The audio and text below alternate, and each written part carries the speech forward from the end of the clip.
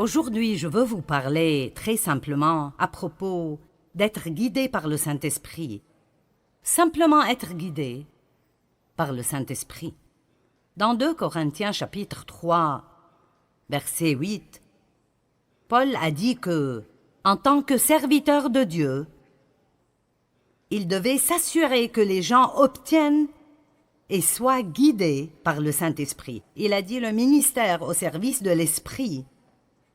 Ce ministère spirituel qui est de faire que les hommes obtiennent et soient gouvernés par le Saint-Esprit sera bien plus glorieux encore que quand la loi a été donnée. Pensez à cela.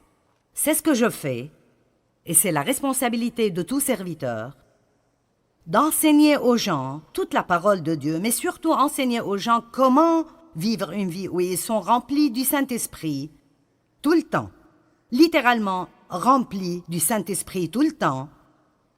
Et je veux encourager chacun d'entre vous aujourd'hui et chaque jour de votre vie à prier pour que vous soyez remplis jusqu'à déborder de la présence et de la puissance du Saint-Esprit. Le monde est dans un état désespéré et quand les gens sont autour d'un croyant, il doit y avoir un débordement qui sort de nos vies, qui fera une différence pour quelqu'un d'autre. Et je veux avoir ce débordement dans ma vie jusqu'au point où je n'ai pas nécessairement besoin de prêcher à quiconque, et je ne parle pas de comme je le fais maintenant, mais quand je vais à la pharmacie ou au supermarché, je veux que les gens sachent qu'il y a une différence dans ma vie. Et je crois que c'est ma responsabilité, en tant que serviteur, d'enseigner tout le conseil de la parole de Dieu, mais particulièrement de savoir plus à propos du ministère du Saint-Esprit. Quand Jésus est monté aux cieux, il a dit « Ce sera en fait plus avantageux pour vous que je m'en aille, parce que si je m'en vais, je vous enverrai le Saint-Esprit. » Jésus ne pouvait être qu'à un seul endroit à la fois parce qu'il était dans un corps, mais le Saint-Esprit est dans nous tous et travaille à travers nous tous, tout le temps, à travers toute la terre. C'est pourquoi Jésus a dit « Vous accomplirez les œuvres que je fais, vous en ferez même de plus grandes. » Chacun tout seul ne fera peut-être pas de choses plus grandes, mais nous tous, si nous travaillons ensemble comme un seul homme, nous pouvons faire de plus grandes choses parce que le Saint-Esprit est en nous tous et il travaille. Donc nous voulons obtenir et être remplis de et guidés par le Saint-Esprit. Maintenant, être guidé par le Saint-Esprit est quelque chose de vraiment majeur. Et j'étais une chrétienne pour beaucoup d'années. Et même si j'aimais Dieu et j'allais à l'église régulièrement, je n'étais pas guidée par le Saint-Esprit. J'étais guidée par moi-même. J'étais guidée par Joyce et ce que je voulais faire, et cela s'appelle la chrétienté charnelle. C'est de cela que Paul parlait quand il parlait à propos de personnes qui étaient charnelles. Mais quand nous apprenons comment être guidés par le Saint-Esprit nous guide hors de l'esclavage et dans la victoire. Il nous montre quoi faire quand nous avons des problèmes dans certaines situations. Il nous guide dans de grandes décisions spirituelles majeures et qui changent nos vies, et il nous guide dans les petites choses de tous les jours qui ne feraient probablement aucune différence pour quiconque d'autre que vous. Nous avons besoin d'avoir ce genre de relation proche avec le Saint-Esprit. Donc il dit « Je veux que vous soyez remplis et guidés par le Saint-Esprit. » Maintenant, 1 Thessaloniciens chapitre 5, versets 22, 23 et 24. « Retenez ce qui est bon et gardez-vous de ce qui est mauvais sous quelque forme et quelque type que ce soit. Que le Dieu de paix lui-même vous rende entièrement saints, qu'il vous sépare des choses profanes, vous rende purs et entièrement consacrés à Dieu, et qu'il vous garde parfaitement esprit, âme et corps. Maintenant comprenez cela. Votre esprit, votre âme et votre corps, votre esprit, votre âme et votre corps. Encore une fois, qu'il vous garde parfaitement esprit, âme et corps, afin que vous soyez irréprochables lors de la venue de notre Seigneur Jésus-Christ le Messie. Et le verset 24, « Celui qui vous appelle à lui est fidèle et digne de confiance, et c'est lui qui accomplira tout cela, il accomplira son appel en vous bénissant et en vous gardant. Maintenant, je pense que si un jour nous ne serons pas en colère contre nous-mêmes, nous devons peut-être nous comprendre nous-mêmes un peu mieux que maintenant, parce que vous savez que vous pouvez vouloir deux choses différentes en même temps, l'une étant bonne et l'autre étant mauvaise. Et vous pensez, quel est mon problème maintenant? Je veux me lever et aller à l'église demain. Je ne veux pas me lever et aller à l'église demain. Je ne veux pas manger cette glace au chocolat. Je veux manger cette glace au chocolat.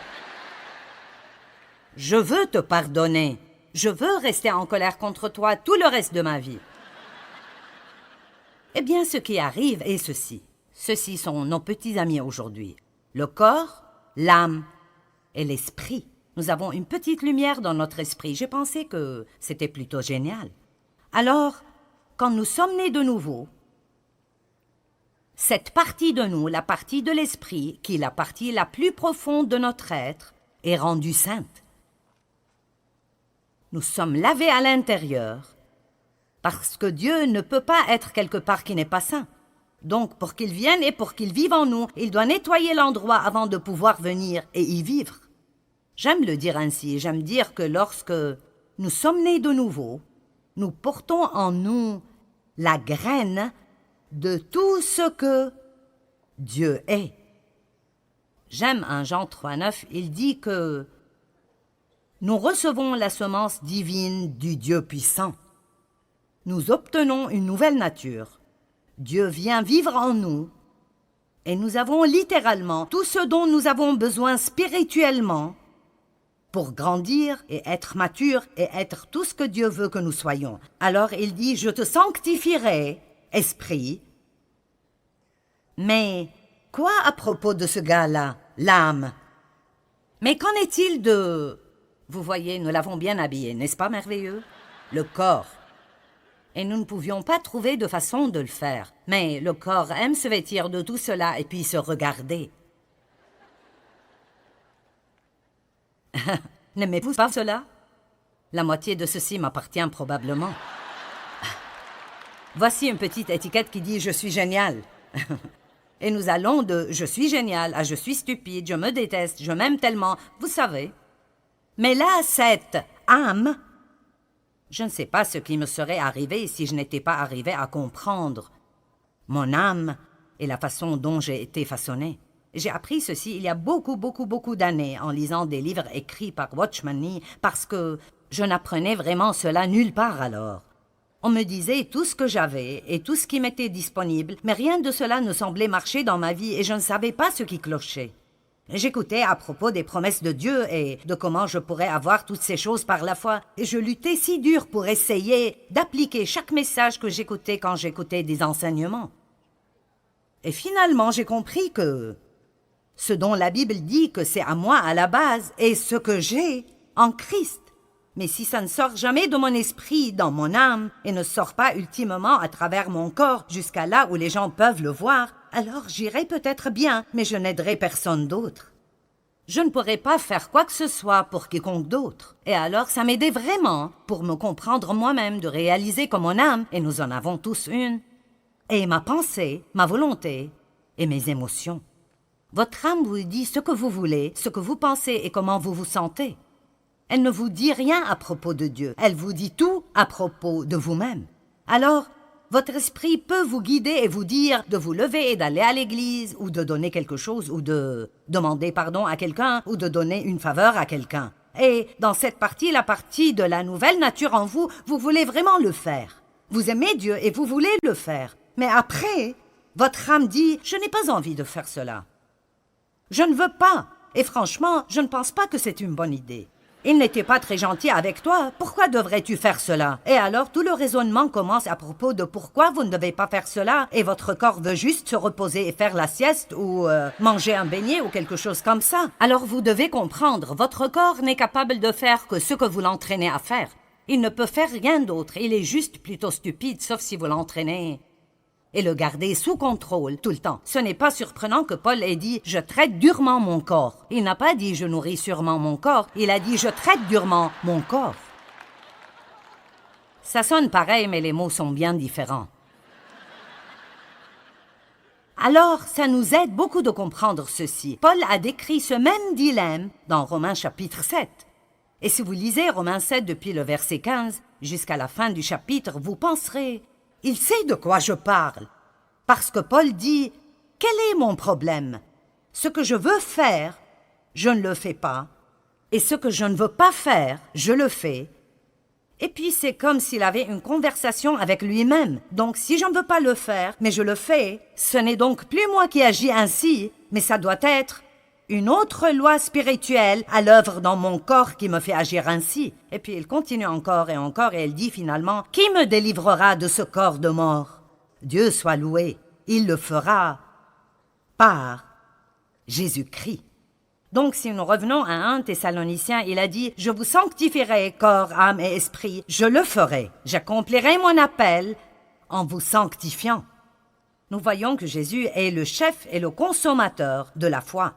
La Bible nous enseigne dans Philippiens 1,6 que celui qui a commencé en vous cette bonne œuvre la rendra parfaite pour le jour de Jésus-Christ. Eh bien, si Dieu fera tout cela, et si j'ai été sauvé depuis 25 ans et je me suis toujours un désastre,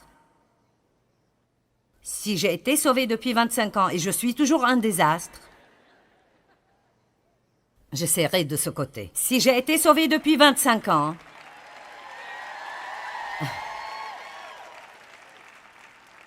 est-ce que quelqu'un sait de quoi je parle? Amen. Alors quelque chose va mal. Donc, qu'est-ce qui cloche? Je veux dire, Dieu a promis qu'il le ferait. Mais si ça n'arrive pas, alors quel est le problème? Eh bien, peut-être que vous ne savez pas comment vous appuyer sur la grâce de Dieu, ni comment vraiment dépendre de lui, ni comment recevoir sa grâce. Mais aussi, peut-être que nous ne coopérons pas avec et ne nous soumettons pas au Saint-Esprit. J'aime dire tout le temps que nous sommes les partenaires de Dieu. Dieu a sa part et nous avons la nôtre. Dieu ne fera pas notre part et nous ne pouvons pas faire la sienne. Amen. Dieu ne fera pas ma part et je ne veux pas faire la sienne. Et je me mettrais dans les beaux pétrins si j'essayais de faire sa part. Je veux dire, j'ai tellement essayé de changer Dave et ça n'a simplement pas marché. Amen. J'ai essayé de changer mes enfants et ça n'a pas marché non plus. Nous essayons toujours de faire des choses que nous ne pouvons pas faire au lieu de faire ce que nous pouvons faire et de laisser Dieu faire ce que nous ne pouvons pas faire. Ça s'appelle la confiance. Dieu veut que nous jouissions de cette aventure. Alors, quelle est notre part? Vous savez, je crois que notre part est d'apprendre à laisser le Saint-Esprit nous guider. Et quand nous sentons que l'Esprit Saint nous demande de faire ou de ne pas faire quelque chose, nous ne devons pas lutter contre cela. Nous devons simplement nous abandonner au Saint-Esprit.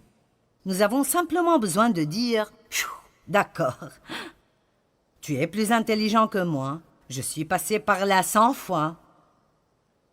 Pourquoi est-ce que je continue d'insister à faire cela à ma façon et de passer par là une fois de plus? Pourquoi ne pas dire « Tu es plus intelligent que moi, que tu sais ce que tu fais » et simplement abandonner? Mais nous sommes un peu têtus parfois. Ne sommes-nous pas un peu têtus parfois? Peut-être que ce n'est personne d'entre vous, mais je sais que je le suis. Le Saint-Esprit est l'agent de sanctification et quand la Bible parle de la sanctification, même si nous sommes déjà sanctifiés dans l'Esprit, il parle de notre sanctification totale. Totale. En d'autres termes, Dieu veut, je le dirais de cette façon, il ne veut pas juste être gardé dans cette boîte spirituelle. Il ne veut pas juste vivre dans cette petite boîte spirituelle où nous le laissons sortir le dimanche matin pendant 45 minutes et puis nous partons et le reste de la semaine, nous avons un autocollant sur notre voiture et une croix autour du cou, mais nous faisons exactement ce que nous voulons tout le temps. Ce n'est pas le but de Dieu pour nos vies. Son but est que nous nourrissions notre esprit de la parole de Dieu qui commence alors à renouveler nos pensées et puis cette parole commence à agir dans nos vies. Elle change nos pensées, elle change notre volonté et elle commence à contrôler nos émotions. Mais cela n'arrive pas sans que nous disions « Oui Seigneur, c'est ce que je veux dans ma vie ». Vous savez quoi? Dieu est un gentilhomme et il ne nous obligera pas à faire quoi que ce soit. Nous devons le vouloir. Et si vous étudiez le mot « sanctification », c'est le même mot que « sainteté ». Et parfois, quand on parle de la sainteté, les gens sont un peu mal à l'aise. Mais la Bible dit que la sainteté est une récompense. C'est en fait une récompense. Quand vous vivez une vie sainte, c'est une récompense parce que vous ne vous sentez pas coupable et condamné tout le temps à cause de toutes ces choses que vous ne faites pas et que vous savez que vous devriez faire parce que Dieu vous a dit de les faire et vous ne l'avez pas écouté. Maintenant, vous avez des problèmes. Tout le monde reconnaît cette situation-là? D'accord. Tout le monde, bien sûr. Alors j'aimerais prendre la liberté ici de vous lire un peu de la définition du mot sanctification du dictionnaire grec Vine. Donc ce n'est pas quelque chose que je viens d'inventer. Ça vient des gens qui sont supposés savoir de quoi ils parlent. N'aimez-vous pas mettre le mot expert partout? Eh bien, ceci vient des experts. Donc la sanctification veut dire réservé pour Dieu. Donc la première question que je veux vous poser est: est-ce que vous croyez que vous êtes réservé pour Dieu? Vous ne vous appartenez pas, vous avez été acheté, d'après la Bible, acheté par quelque chose de précieux, le sang de Jésus-Christ. Et cette croix qui est en haut, je leur ai demandé de mettre ça là ce week-end, parce que je veux continuer à rappeler les gens du prix que Jésus a payé pour cette liberté que nous avons quand il a été cloué sur cette croix et a souffert et a saigné et est mort et a payé pour nos péchés. Amen.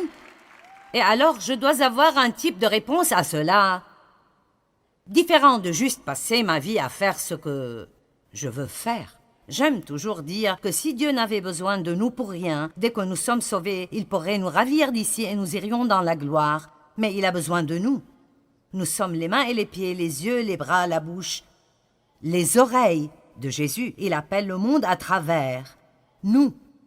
Donc, mis à part pour Dieu. Et puis il dit le type de vie, ou comme j'aime l'appeler, le mode de vie, qui est approprié à ceux qui sont mis à part. Donc, en d'autres termes, si nous sommes mis à part pour Dieu, alors il y a un mode de vie qui doit aller avec cela. Alors, nous ne pouvons pas juste aller à l'église et continuer à vivre avec un mode de vie profane et impie toute la semaine. Il y a un certain mode de vie que nous vivons si nous appartenons à Dieu. Nous commençons à penser et à parler différemment. Nous commençons à agir différemment. Nous pardonnons aux gens qui nous ont blessés. Nous ne restons pas en colère contre eux. Nous ne gardons pas tout pour nous-mêmes. Nous apprenons en fait à nous réjouir dans le don. Nous sommes bons envers les gens. Nous voulons faire des choses pour les gens. Ça devient une marque déposée dans nos vies de voir combien de gens nous pouvons en fait rendre heureux.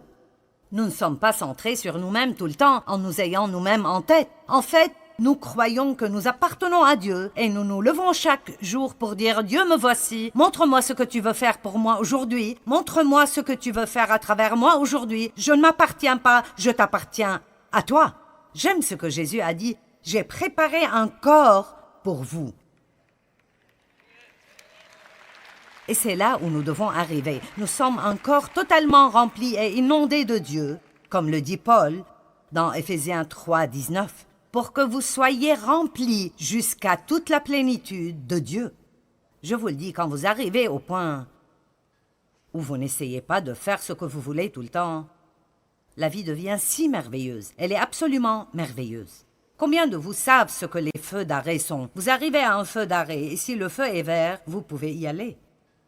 Et si le feu est orange, c'est supposé signifier « faites attention ». Ce ne serait pas très sage d'y aller. Mais la plupart d'entre nous pensent juste que ça veut dire « dépêche-toi et passe avant que le feu devienne rouge ». Et donc si c'est un feu rouge, ça veut dire « stop ».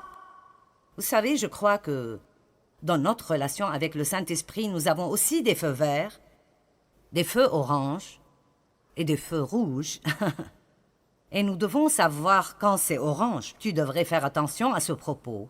Et quand nous obtenons ce vas-y, et nous entendons Dieu dire « Arrête-toi, ne fais pas ça. Si tu le fais, tu auras des problèmes. » Je veux que les choses marchent bien dans ma vie, pas vous?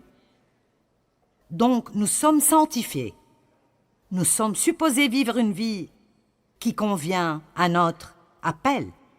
Et après, cette définition est longue et elle dit beaucoup d'autres choses, mais j'aime cette partie. Elle dit « Cette sanctification doit être apprise de Dieu comme il l'enseigne dans sa parole. » Écoutez ceci, et elle doit être poursuivie par le croyant sincèrement et indéniablement.